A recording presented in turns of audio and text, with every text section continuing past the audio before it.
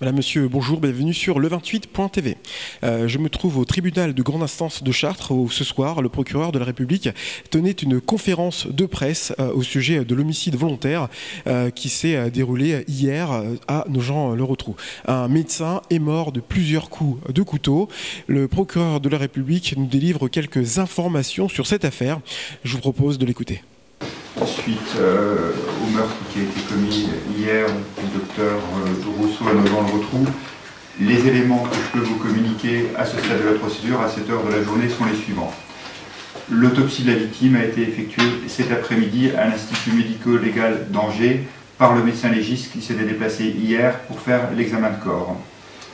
L'autopsie a permis de confirmer le fait que le décès du docteur Rousseau a été dû à un certain nombre de coups portés par arme blanche.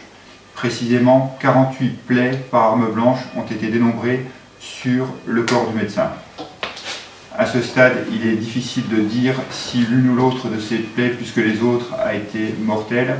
Selon le médecin, ce serait plutôt l'ensemble des coups portés qui sont à l'origine du décès du docteur Rousseau. Deuxième élément que je puis à ce stade porter à votre connaissance. Un individu se trouve placé en garde à vue depuis hier fin d'après-midi. Cet individu a été interpellé par les services de police du commissariat des Mureaux dans les Yvelines. Son attention a été attirée sur cet individu, l'attention de la police a été attirée sur cet individu par un membre de sa famille avec qui il se trouvait aux Mureaux. Cet individu a estimé, au vu des éléments que venait de lui révéler son oncle, que son oncle pouvait avoir un rapport avec l'homicide du médecin commis le matin même à Nogent-le-Rotrou. Et c'est pourquoi il a estimé nécessaire d'alerter les services de police. Les services de police ont effectivement interpellé l'individu, l'ont placé en garde à vue au commissariat de police des Mureaux et ont aussitôt pris attache avec les services de gendarmerie en charge de l'enquête depuis le matin. En l'occurrence, donc les gendarmes de la section de recherche d'Orléans et les gendarmes de la brigade de recherche de Nogent-le-Rotrou. Les gendarmes de la section de recherche et de la brigade de recherche se sont bien entendu logiquement transportés très rapidement dans les Yvelines, aux Mureaux, pour y prendre en compte l'individu en question et le ramener à Nogent-le-Rotrou, où la garde à vue s'est poursuivie. Cette garde à vue a dépassé le stade des 24 heures, puisqu'elle avait commencé hier, un peu après 17h30. Ma collègue ici présente, qui était encore sur place aujourd'hui, a prolongé la mesure de garde à vue, qui, vous le savez, peut aller au total jusqu'à 48 heures. L'homme en question est un individu âgé de 41 ans, originaire de Nogent-le-Rotrou, vivant, semble-t-il, plutôt de préférence à Nogent-le-Rotrou, mais alors je vous parle, tout ça n'est pas encore complètement définitif, et l'individu a été entendu à 2 reprises par les services de gendarmerie. Je ne peux pas à ce stade de l'enquête vous dire quelle a été la teneur de ses propos, je peux simplement vous dire que certaines de ses paroles sont apparues relativement décousues, que l'individu est apparu relativement perturbé, et que sa garde à vue à ce stade se poursuit. Troisième élément, je peux vous dire qu'au-delà des déclarations de cet individu, donc qui encore une fois nous paraissent dans une certaine mesure relativement incohérentes, un certain nombre d'éléments matériels ont été mis en évidence par les services de gendarmerie qui nous permettent de penser que cet individu est sans doute l'auteur du crime, du meurtre commis hier sur le docteur Rousseau à Nogent-le-Rotrou. Mais les heures qui vont venir vont être décisives et je ne peux pas à ce stade vous en dire plus sur l'évolution de la procédure, si ce n'est vous confirmer l'implication maximale des services du parquet, notamment de ma collègue qui est ici présente, et des services de gendarmerie, donc qui sont représentés d'une part par le colonel Guénon qui commande le groupement gendarmerie d'Eure-et-Loir et par le colonel Andreu qui commande la section de recherche de gendarmerie d'Orléans.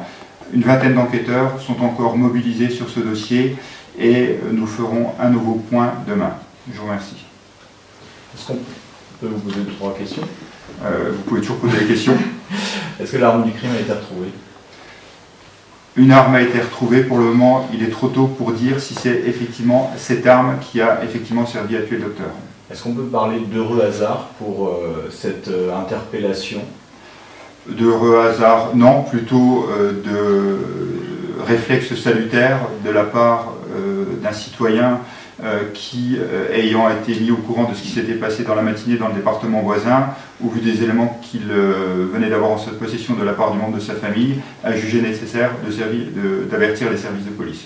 Est-ce qu'il était connu judiciairement, cette personne? Non, je peux vous dire que cet individu, l'individu actuellement placé en garde à vue, n'a jamais été condamné auparavant.